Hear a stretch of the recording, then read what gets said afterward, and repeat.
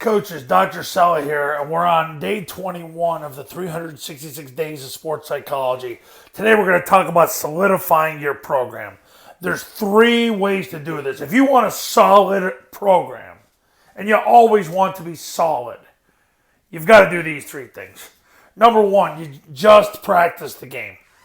Stop the conditioning drills, stop the laps, stop the drills where you can't give the players a good explanation how this is going to help them in the game. It's when dealing with millennials, it's got to be drills that are situational in nature. Because if millennials don't see the relevance, they quit on you. Whether they physically quit or they just physically check out or whether they basically start a coalition to get you fired. It has to be relevant with what you're practicing. So practice situational football to keep stimulation. That's number one. Number two, you've got to hex and squat all the time. Deadlift and squat all the time. Why? Because it generates the most force. And when you generate force, that's what maximizes all the fundamental skills. Blocking, tackling, running.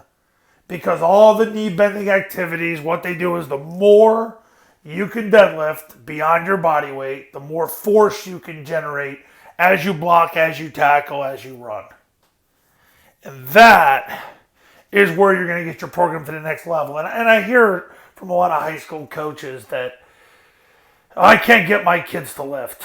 Well, maybe you should have them lift all through the season because you have them there.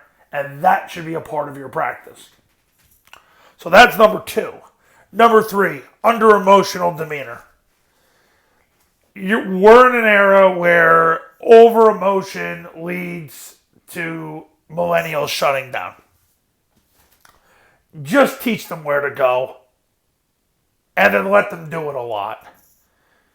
The more emotional you get, the more they check out. And under-emotional demeanor works with today's millennial athlete. There's something to be said for the Tom Landrys and the Tony Dungys of the world in modern times.